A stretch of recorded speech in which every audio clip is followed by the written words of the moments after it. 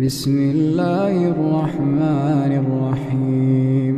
اس ایک آیت کریمہ میں حضور کی کئی شانیں بیان فرمائی گئی ہیں۔ یا ایہا النبی انا ارسلناک شاہدا و مبشرا و نذیرا وداعیا الی اللہ باذنہ و سراجا منیرا۔ لفظ نبی کا ترجمہ امام قسطلانی علیہ رحمہ یہاں لکھتے ہیں کہ النبوۃ ہی الاطلاع علی الغیب۔ نبوت کیا ہے؟ یہ اطلاع علی الغیب سے ہے، تو پھر نبی وہ ہوتا ہے جو غیب کی خبریں دینے والا ہو۔ وما کان اللہ لیطلعکم علی الغیب ولکن اللہ یجتبی من رسلہ من یشاء۔ یہ اسی کی شان ہے، غیب وہی جاننے والا ہے، لیکن وہ رسولوں میں سے جس کو منتخب کر لے، جس کو چاہے وہ علوم غیبیہ سے نواز دے۔ تو دو لفظ قرآن مجید میں استعمال ہوئے، الا من ارتضی من رسول، رسولوں میں سے جس پر وہ راضی ہو جائے، ولیکن اللہ یجتبی من رسلہ من یشاء، وہ رسولوں میں سے جس کو منتخب کر لے۔ تو اجتباء اور ارتداء دو چیزیں ہیں۔ اب حضور کے مبارک نام پڑھیے، حضور کے ناموں میں سے ایک مرتضیٰ بھی ہے، ایک مجتبیٰ بھی ہے۔ تو مطلب کیا ہوا کہ وہ غیب کا جاننے والا، وہ عالم الغیب نہیں، غیب کے خزانے کسی کو دیتا، لیکن جب دینے پہ آئے تو مجتبیٰ کو دیتا ہے، مرتضیٰ کو دیتا ہے۔ اور پھر یہ اتنی شانوں کے مالک ہیں، جہاں ضرورت پڑے پھر بخل سے کام نہیں لیتے۔ وما ہوا علی الغیب بدنین، یہ غیب کے معاملے میں بخل سے کام نہیں لیتے، جہاں ضرورت ہوتی ہے وہاں بیان کرتے ہیں۔ سیدنا عمر بن خطاب رضی اللہ تعالیٰ عنہ فرماتے ہیں، قام فینا رسول اللہ صلی اللہ علیہ وسلم فاخبرنا عن بدء الخلق حتی دخل اہل الجنت منازلہم واہل النار منازلہم، حافظ ذالک من حافظہ و نسیہ من نسیہ۔ کہا ایک دن حضور کھڑے ہوئے مجمع اصحاب میں، اس کائنات کی ابتدا سے انتہائے کائنات تک، یہاں تک کہ جنتی جنتوں میں چلے گئے اور جہنمی جہنم میں چلے گئے، کوئی شے نہیں جو حضور نے چھوڑی ہو، سب حضور نے بیان فرما دیا۔ اب ایک سوال پیدا ہوتا ہے، تھوڑے سے عرصے میں اتنا کچھ کیسے بیان کر دیا؟ تو یہ حضور کی شان بلاغت تھی، اور بطور معجزہ حضور علیہ السلام کو یہ شان دی گئی تھی۔ تو فرمایا، یا ایہا النبی، اے غیب کی خبریں دینے والے، انا ارسلناک، آپ کو ہم نے بھیجا ہے، آپ کو ہم نے بھیجا ہے۔ یا آپ کسی کو بھیجیں اور اس کی کوئی عزت نہ کرے تو آپ کہیں گے تم ہوتے کون ہو، اس کو ہم نے بھیجا تھا۔ اللہ کہتا ہے محبوب تجھے ہم نے بھیجا ہے۔ تو یہ اللہ کی طرف سے فرستادہ ہیں، اللہ کی طرف سے بھیجے گئے ہیں، یہ اللہ کے نمائندے ہیں، اس لیے حضور کی آواز آواز حق قرار پائی، حضور کا بولنا اللہ کا بولنا قرار پایا، حضور کا حکم اللہ کا حکم قرار پایا، حضور کی اطاعت اللہ کے اطاعت قرار پائی۔ تو اس لیے جو محبوب کی بات مانتا ہے وہ رب کی بات مانتا ہے، اور جو حضور کا انکار کرتا ہے وہ رب کا انکار کرتا ہے۔ کوئی ساری زندگی لا الہ الا اللہ پڑھتا رہے اور محمد رسول اللہ نہ پڑھے، رب اس کے لا الہ الا اللہ پڑھنے کو اس کے منہ پہ مارے گا اگر میرے رسول کو نہیں مانتا، اس کو میں نے بھیجا ہے۔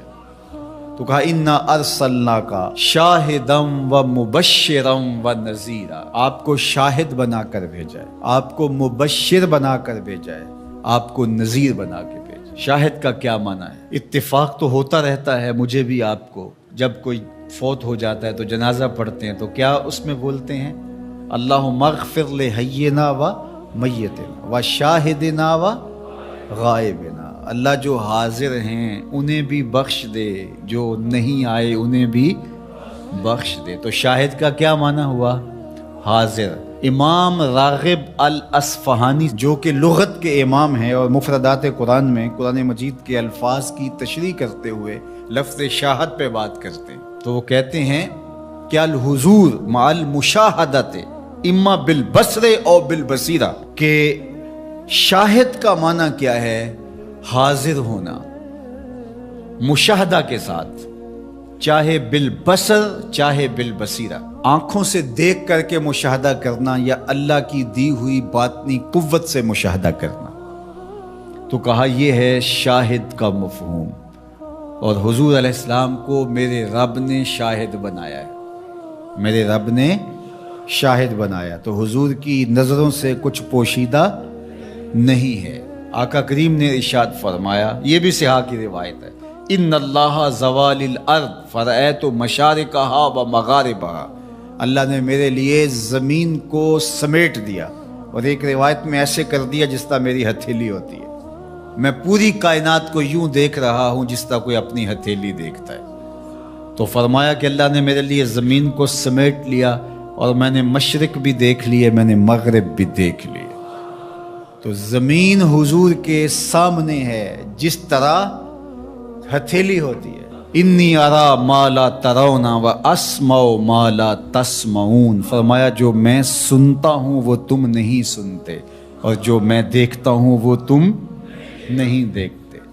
سورج کو گرہن لگ گیا، حضور نماز کے لیے کھڑے ہوئے، نماز پڑھاتے پڑھاتے حضور نے ہاتھ آگے بڑھایا، پھر حضور نے ہاتھ پیچھے کھینچ لیا، سلام پھرا تو صحابہ نے پوچھا حضور آج نماز میں آپ نے ہاتھ آگے بڑھا لیا تھا جس طرح کوئی چیز پکڑنے لگے ہوں، پھر آپ نے ہاتھ پیچھے کھینچ لیا، کیا ماجرا ہوا؟ فرمایا جنت میں کھجوروں کا ایک خوشہ لٹک رہا تھا، میں نے سوچا تمہارے لیے توڑ لو، اور اگر میں توڑ لیتا تم قیامت تک کھاتے رہتے، ختم نہ ہوتا۔ پھر میں نے نہیں توڑا، میں نے کہا چلو کل قیامت کو ہی صحیح۔ حضور کھڑے کہاں ہیں؟ مدینے میں، صحاح کی روایت ہے، کھڑے کہاں ہیں؟ اور ہاتھ اٹھا کے کہاں تک پہنچایا؟ جنت میں۔ صحیح بخاری اٹھائیے، باب تسویۃ الصفوف ہے، حضور نے فرمایا صحابہ صفیں سیدھی رکھا کرو، مت سمجھو میں صرف آگے دیکھتا ہوں، میں آگے بھی دیکھتا ہوں، میں پیچھے بھی دیکھتا ہوں، میں تمہارے رکوع بھی دیکھتا ہوں، دلوں میں پیدا ہونے والے خشوع بھی دیکھتا ہوں۔ اے فروغت صبح آثار و دہور، چشم تو بی نندائے ما فی الصدور، انا ارسلناک شاہدا، محبوب ہم نے آپ کو شاہد بنا کے بھیجا، ومبشرا، ہم نے آپ کو مبشر بنا کے بھیجا، خوشخبری دینے والا، نیکوکاروں کو جنت کی بشارت دینے والے، اہل ایمان کو اللہ کی رضا کی بشارت، جنت کی بشارت دینے والے، یہ حضور کی شان ہے۔ پھر فرمایا وَنَذِيرًا، ڈر سنانے والا، کفار کو، عاصیوں کو، بدکاروں کو، اللہ کے نافرمانوں کو جہنم کے عذابوں سے ڈرانے والے، یہ نبی کی شان ہے۔ نبی مبشر بھی ہیں اور نذیر بھی ہیں۔ وَدَاعِيًا إِلَى اللَّهِ بِإِذْنِهِ، اور اللہ کے اذن سے اللہ کی طرف بلانے والے، اور جس طرح میرے حضور نے بلایا ہے، یہ تاریخ کا انوکھا باب ہے۔ وَسِرَاجًا مُنِيرًا، روشن آفتاب بنا کر کے جس کے جلووں سے ظلمتیں دور ہو گئیں۔ حضور حصی اعتبار سے بھی سراج منیر ہیں، اور معنوی اعتبار سے بھی سراج منیر ہے۔ معنوی اعتبار سے اس طرح کہ ظلم، شرک، کفر کے اندھیرے حضور کے آنے سے مٹ گئے، ناانصافیاں ختم ہوئیں، اور حصی طور پہ حضور کے مبارک بدن سے نور نکلتا تھا۔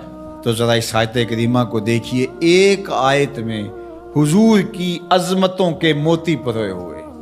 یا ایھا النبی انا ارسلناک شاہدا ومبشرا ونذیرا وداعیا الی اللہ باذنہ وسراجا منیرا، زیراں زبراں شداں مداں شان اودی وچ آئیاں، عاماں لوکاں رمز نہ کوئی، خاصاں خبراں پائیاں۔